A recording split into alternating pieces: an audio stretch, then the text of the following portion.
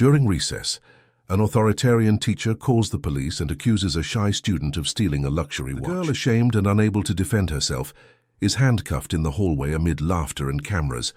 What no one there knew is that she was the daughter of one of the most powerful businessmen in the country. If this story interested you, don't forget to subscribe to our channel and tell us which city you're watching from. The fluorescent lights of Ashford Academy buzzed overhead as students flooded the marble hallways during lunch break.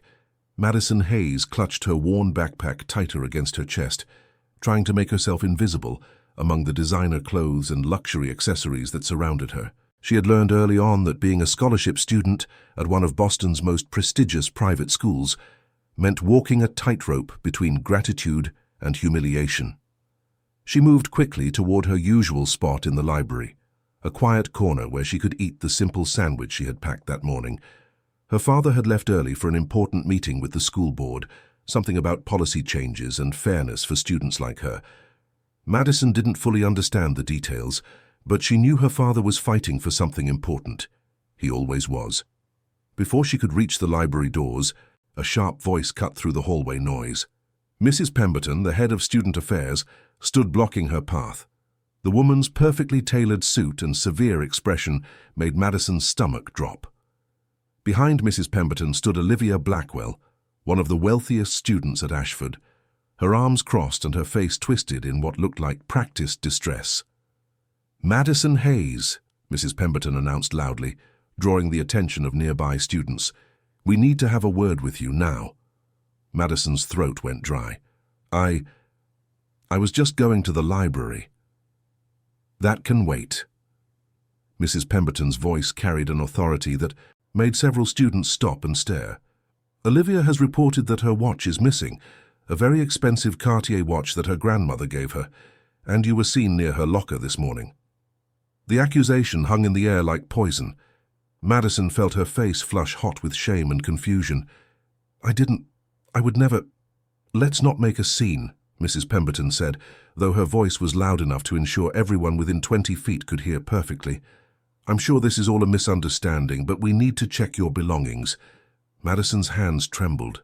She wanted to run, to disappear, but her legs felt frozen. Around her, students were pulling out their phones, the soft clicks of camera shutters mixing with whispered commentary. She recognized some of the faces from her classes, students who had never spoken to her, now watching her like she was a criminal on display. "Please," Madison whispered, her voice barely audible. "I didn't take anything." Mrs. Pemberton gestured to the security guard, Mr. Donovan, a large man whose presence alone was intimidating. "We'll need to search her bag." Madison wanted to protest, wanted to defend herself, but the words stuck in her throat. Her shyness, her fear of confrontation paralyzed her completely. She had always been this way ever since she was small. Her father called it sensitivity. Other people called it weakness. Mr. Donovan reached for her backpack, and Madison instinctively pulled it closer. The guard's expression hardened. "Don't make this difficult, young lady." The circle of students grew tighter, phones raised, recording every moment. Madison could hear their comments, some sympathetic, most cruel.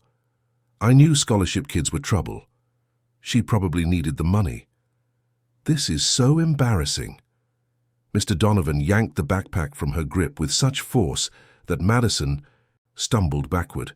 He unzipped it roughly and turned it upside down, spilling its contents across the polished floor.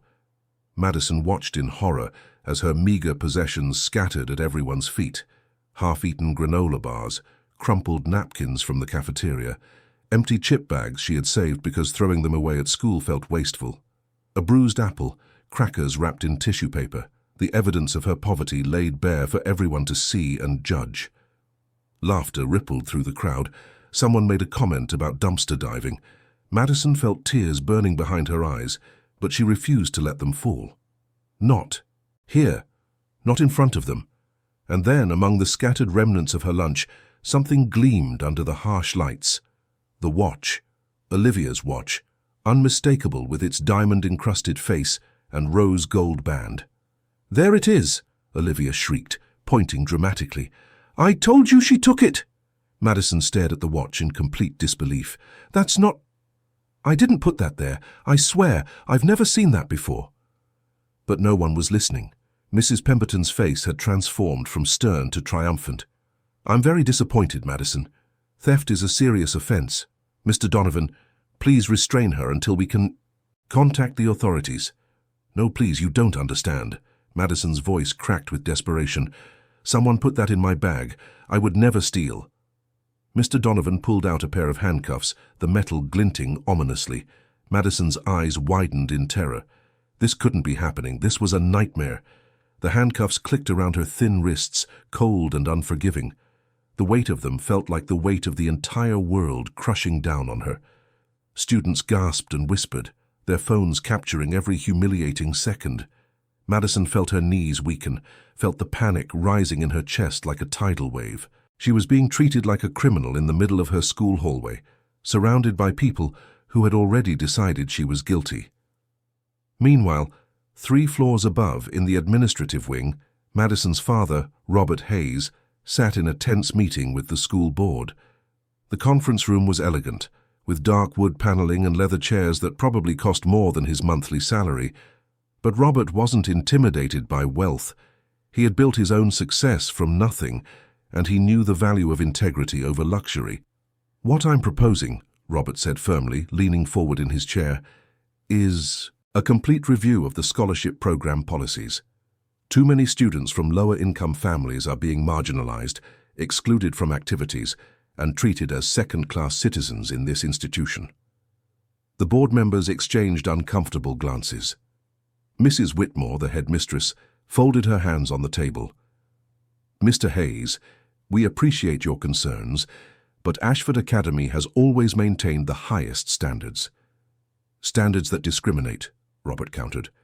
I have documentation of scholarship students being denied access to certain clubs, being seated separately at events, and being subjected to different disciplinary standards than paying students. This isn't about standards. This is about elitism. A man sitting in the corner, Mr. Thornton, had been silent throughout the meeting. He was listed as an external board consultant, but Robert had done his research. Thornton had connections to several media outlets and was known to have political rivalries with Robert's business associates. His presence at this meeting felt calculated. Thornton smiled pleasantly, but his eyes were cold. These are serious allegations, Mr. Hayes. I hope you have substantial proof. I do, Robert replied, meeting his gaze steadily. And I'm prepared to take this public if necessary. These children deserve better. The tension in the room was palpable, when suddenly a commotion erupted in the hallway outside. Raised voices, the sound of something clattering to the floor, and then unmistakable crying. Robert's instincts kicked in immediately. That crying sounded young, frightened, and somehow familiar. He stood abruptly. Excuse me. Mrs. Whitmore raised a hand. Mr. Hayes, we're not finished here. But Robert was already moving toward the door. The crying grew louder, mixed now with jeering voices and the distinct sound of someone saying his daughter's name. He burst through the conference room door and strode down the hallway, his heart pounding. As he rounded the corner to the main student corridor, the scene before him made his blood run cold. Madison stood in the center of a crowd, her small frame trembling, her wrists bound in handcuffs. Her backpack's contents were strewn across the floor like garbage. Students surrounded her with their phones out, recording her humiliation, and Mrs. Pemberton stood there, arms crossed, looking satisfied. What the hell is going on here? Robert's voice boomed through the hallway, silencing the crowd instantly. Madison's head snapped up, her tear-stained face a mixture of relief and shame. Dad! Robert pushed through the students, his fury barely contained. Get those handcuffs off my daughter. Now. Mr. Donovan hesitated, looking to Mrs. Pemberton for guidance. The woman stepped forward, her voice defensive. Mr. Hayes, your daughter was caught with stolen property. We're following proper protocol. Protocol? Robert's voice was dangerously quiet now. Protocol is handcuffing a 14-year-old girl in front of her peers without due process? Without even calling her parent? He reached Madison and gently took her hands, examining the handcuffs with barely suppressed rage. Take these off immediately. Mrs. Pemberton nodded reluctantly to the security guard, who unlocked the cuffs. The moment Madison's hands were free, Robert pulled her into his arms, feeling her entire body shaking with sobs. "It's okay, sweetheart. I've got you," he whispered, though his eyes scanned the crowd with barely contained fury. Did anyone think to ask her side of the story? Did anyone consider that maybe, just maybe, there's an explanation? "The evidence was in her bag," Mrs. Pemberton insisted. "The watch was right there." "Evidence can be planted," Robert shot back. "And even if it wasn't, this is a child who deserves to be treated with dignity and respect, not paraded like a criminal for your entertainment." He looked at the students still holding their phones. "Put those away, all of you. This isn't a show." Most of the students lowered their devices, shame finally crossing some of their faces. But Robert knew the damage was done. The videos were already uploading, already spreading across social media like wildfire. He turned back to Madison, who was clinging to him, but also pulling away, her body language confused and frightened. When he tried to stroke her hair comfortingly, she flinched. The gesture cut him deeper than any insult could have. "Let's go home," he said softly. Madison nodded mutely, and Robert guided her through the hallway, his arm protectively around her shoulders. Behind them, he could hear Mrs. Pemberton trying to justify her actions to the gathering crowd of teachers and administrators who had emerged from their classrooms. But Robert's focus was entirely on his daughter, who walked beside him like a ghost, her eyes distant and her body rigid with trauma. Outside, reporters were already gathering near the school entrance.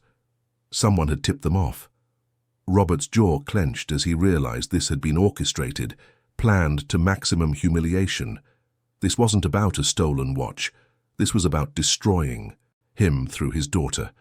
He shielded Madison from the cameras and questions, guiding her quickly to his car. She climbed into the back seat instead of the front, curling into herself in the corner. Robert's heart broke a little more. The drive home was silent, except for Madison's quiet sniffling. Robert wanted to say something, anything to comfort her, but he knew words wouldn't help right now. She needed time, space, and safety. When they arrived at their home, a modest but comfortable house in a quiet Boston suburb, Madison bolted from the car and ran straight to her room. Robert heard the door slam and the lock click into place. He stood in the hallway outside her room, his hand raised to knock, but he stopped himself. She needed space. He would give her that. Instead, he went to his office and pulled out his laptop, already seeing the notifications flooding his phone. The video was everywhere. His daughter's humiliation was viral, shared thousands of times with cruel commentary and judgment from people who knew nothing about her, about them, about the truth. His phone rang. It was his lawyer, then his business partner, then a journalist. Robert ignored them all. His priority was Madison and figuring out who had done this to her and why. As night fell, Robert tried multiple times to coax Madison out of her room. He left her favorite foods outside her door. He spoke gently through the wood, telling her he loved her, that everything would be okay. But she never responded. Around midnight, Robert heard soft footsteps in the kitchen.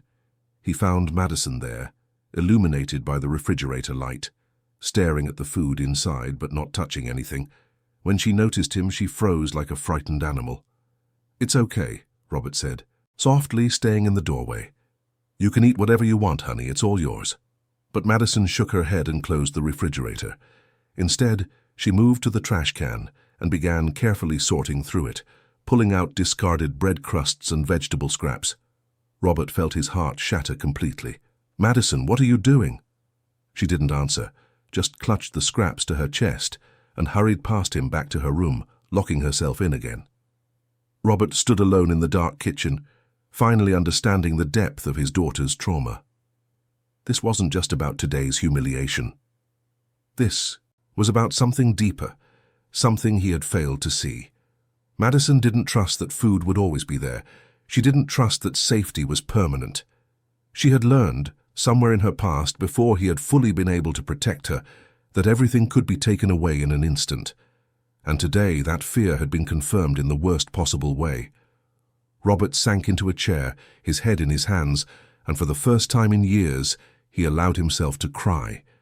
Not for himself, but for his daughter, who deserved so much better than the cruelty. The world had shown her. Tomorrow he would fight back. Tomorrow he would find the truth and make sure everyone responsible faced consequences. But tonight, all he could do was sit outside her locked door and whisper promises through the wood that he prayed she could hear and someday believe again. Dawn broke over Boston, but Madison remained awake in her locked bedroom, surrounded by the food scraps she had salvaged from the trash. Her father's gentle voice had pleaded through the door all night, but opening it meant vulnerability she could not afford. The viral video had surpassed 3 million views, each share another knife twisting in her wounded spirit. Robert had not slept either. His research revealed a disturbing pattern. The media had arrived before Madison's accusation, cameras ready to capture her humiliation. The timing was too precise, too calculated. This was not about a stolen watch, this was warfare, and his daughter was the weapon used against him. He remembered Thornton's calculating smile during the board meeting, the way the man had observed Robert's passionate defense of scholarship students. Someone wanted to silence him, and they had chosen the cruelest method imaginable. Robert approached Madison's door with cleaning supplies. "Sweetheart, I need to tidy your room. I will leave the door open and narrate everything I do. I promise not to disturb your private belongings." Silence answered him, but he heard movement within. Using the emergency key, he opened the door slowly. Madison sat cross-legged on her bed, eyes swollen from crying, watching him with the wariness of a wounded animal. He moved deliberately, describing each action. "I am folding these clothes now, dusting this shelf. Your drawings remain untouched." The drawings caught his attention.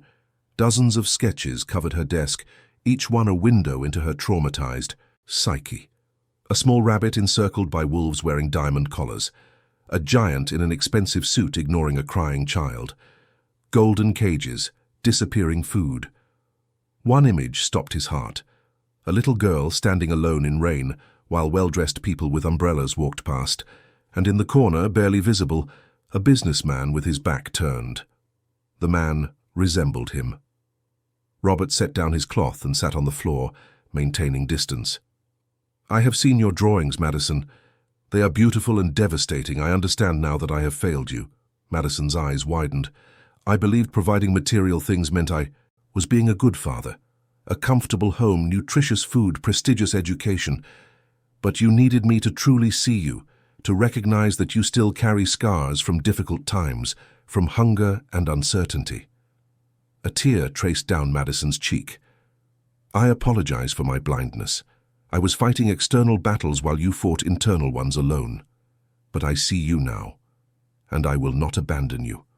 I will repair everything." Madison's whisper was barely audible. "You cannot repair it. Everyone witnessed my shame." "They witnessed a fabrication," Robert stated firmly. "I will prove your innocence. But first, you must understand something crucial. You did nothing wrong. The guilty parties should feel shame, not you, never you." For the first time since the incident, Madison met his gaze directly.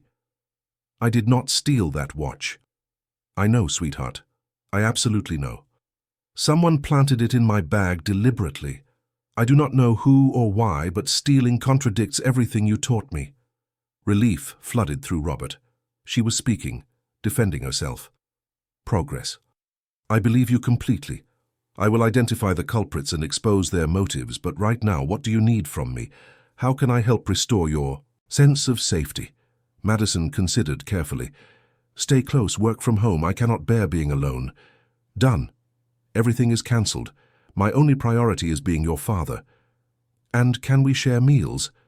Actually, sit together at the table?" "Absolutely. Let me prepare breakfast now. You can join me in the kitchen or I can bring it here. Whatever feels comfortable." Madison stood slowly. "I will come to the kitchen. But can we cook together?" Robert smiled genuinely. "I would love nothing more." They spent the morning making pancakes side by side. Madison measured ingredients, cracked eggs, flipped pancakes. They avoided discussing the incident, the videos, the school. They simply cooked and ate together, and Robert watched tension gradually leave his daughter's shoulders. While Madison drew in the living room where she could see him, Robert contacted a trusted private investigator. "I need comprehensive background checks on everyone involved in yesterday's incident at Ashford Academy. The accusing student, the administrator, the security guard, and especially a man named Thornton from the board meeting. Financial records, connections, everything." The investigator promised results within 48 hours, but Robert could not wait. He had another strategy. That afternoon, he returned to Ashford Academy, alone, leaving Madison with his sister. He promised a 2-hour return, and he meant it. Robert bypassed the administrative offices, heading directly to the basement maintenance department. There he found James Martinez, a janitor who had worked at Ashford for 15 years and whom Robert had always treated respectfully. "Mr. Hayes, I heard about Madison. What they did was unconscionable," James said sympathetically. "Thank you, James. That is why I am here. You observe everything in this school. You are invisible to most people, but you notice details. Did you witness anything unusual yesterday morning near the student lockers?" James hesitated, fear crossing his features. "Mr. Hayes, I could lose my employment. I will protect you and your family. If they terminate you, I will hire you immediately at double your current salary. But I need the truth. My daughter's future depends on it." James glanced around nervously, then pulled Robert into a storage closet. "I saw something around 9 in the morning. Olivia Blackwell was at her locker with her boyfriend, Tyler Morrison. They were arguing.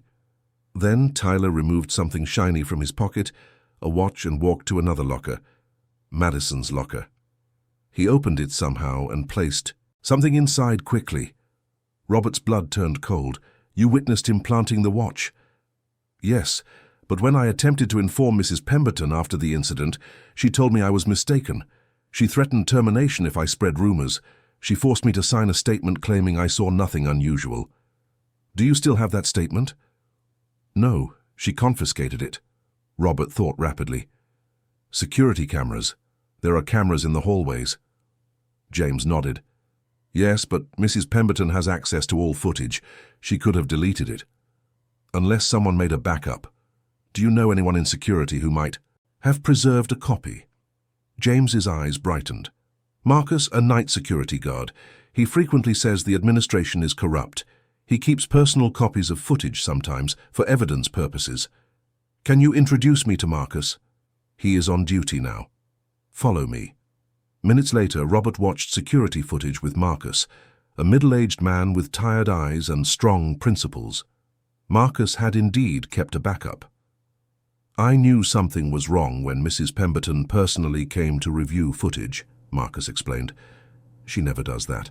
She watched this specific hallway and time frame, then deleted it from the main server. She did not know about my personal backup drive." On screen, Robert watched Tyler Morrison approach Madison's locker, glance around furtively, use what appeared to be a master key to open it, place the watch inside Madison's backpack, then close everything and walk away casually. "This is the proof," Robert breathed. "There is more." Marcus pulled up additional footage. "This is from the administrative wing during your meeting." The video showed Thornton leaving the conference room, making a phone call, smiling, then returning. The timestamp was exactly 10 minutes before Madison's accusation. "He orchestrated everything," Robert said, understanding completely. "He knew my meeting schedule. He arranged Madison's accusation to coincide precisely, ensuring I would witness it. He alerted the media to maximize public humiliation." "Why?" Marcus asked. "Because I am challenging their discriminatory power structure. They wanted to destroy my credibility using my daughter as collateral damage." Robert's fists clenched, but his voice remained controlled. "Marcus, I need copies of all this footage, and I need your willingness to testify about what you observed and what Mrs. Pemberton did." Marcus nodded firmly. "Absolutely. I am tired of watching power abused. I will testify." "You might lose your position." "Some principles matter, more than paychecks. That child deserves justice." Robert secured the evidence on multiple drives and cloud storage, along with signed statements from James and Marcus. The real battle was beginning. That evening, the school announced a public hearing in 3 days to address the incident and determine Madison's future at Ashford. The announcement was clearly designed to pressure Robert into withdrawing Madison quietly. Robert had no intention of surrendering. Over the next 2 days, Robert worked relentlessly while remaining close to Madison. He hired exceptional lawyers, organized his evidence, and contacted every media connection he possessed. He also spent hours with Madison, listening, cooking together, slowly rebuilding shattered trust.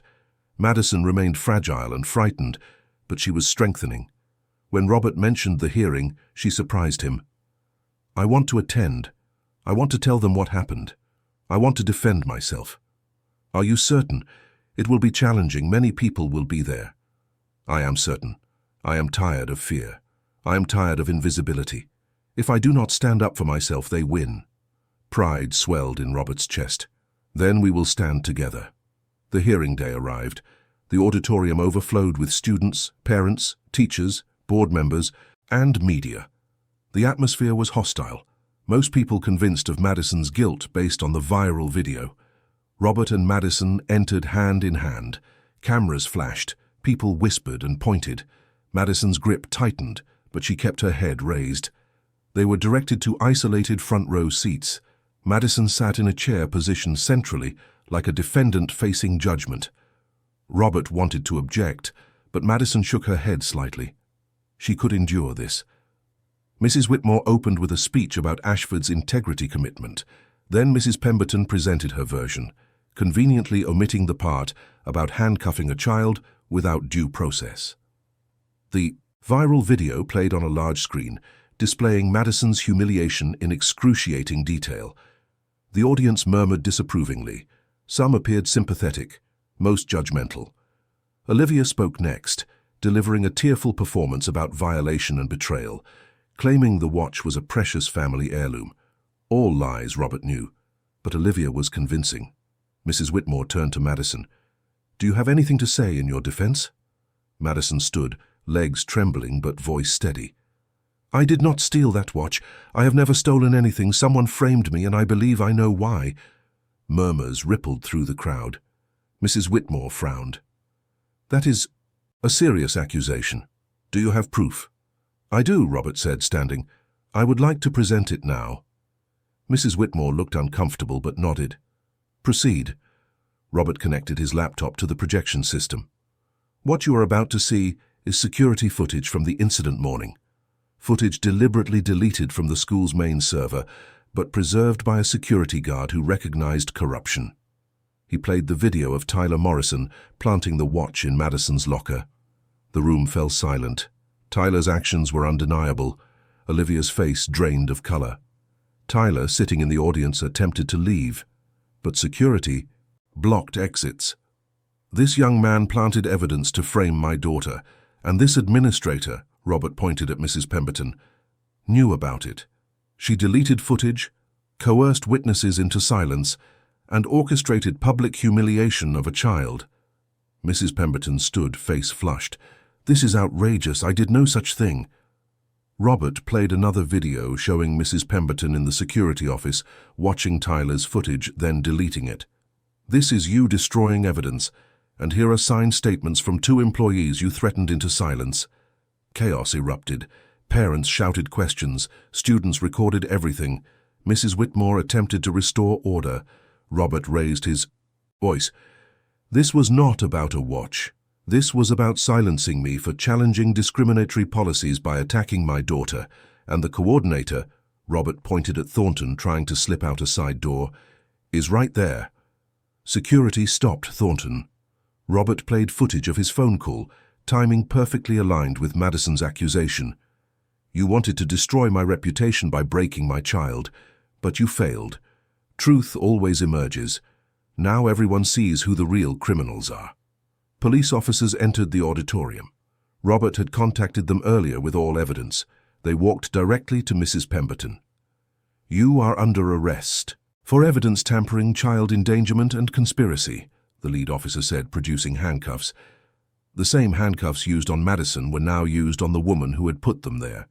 The irony resonated throughout the room. Mrs. Pemberton was led out in handcuffs, just as Madison had been before everyone. This time the arrested person actually deserved it. Tyler Morrison and his family were also escorted out for questioning. Olivia cried, her perfect facade shattered. Mrs. Whitmore looked shaken. "Mr. Hayes, Madison, on behalf of Ashford Academy, I apologize. This should never have happened." "Apologies are insufficient," Robert said firmly. "This school needs real change. The discrimination, elitism, and power abuse must end immediately." Board members exchanged uncomfortable glances. They had no choice. Media was recording everything. Public opinion had shifted completely. Madison approached the microphone, voice soft but clear. "I want to say something. I have been scared for a long time. Scared I do not belong here. Scared people will judge me for being poor. Scared everything good will be taken away. When I was accused, all those fears materialized, but my dad taught me something recently. Being afraid does not mean weakness. It means being human. Standing up despite fear, that is strength." Complete silence filled the auditorium. "I forgive those who did this, not because they deserve it, but because I deserve peace. I deserve to move forward without carrying their hatred. I hope someday this school will be a place where every student, regardless of family wealth, feels safe and valued." The auditorium erupted in genuine applause. People stood, some crying. Madison was finally seen not as a thief or charity case, but as a courageous young woman who survived something terrible and emerged stronger. Robert pulled Madison into an embrace, and she hugged back, tightly, finally feeling safe in her father's arms. As they exited together, reporters surrounded them, but questions were different now. They asked about Madison's bravery, about Robert's demanded changes. The narrative had completely shifted. Over following weeks, consequences rippled outward. Mrs. Pemberton faced trial. Tyler Morrison was expelled and faced juvenile charges. Thornton's conspiracy connections were exposed, forcing his resignation in disgrace. The school implemented sweeping policy changes, creating independent oversight to prevent discrimination and abuse. The viral video of Madison's humiliation was now accompanied by her vindication video, her powerful speech, and the arrests of those who wronged her. The internet, previously cruel, now celebrated her courage. But the most important changes happened at home. Robert and Madison spent evenings cooking together, discussing everything and nothing.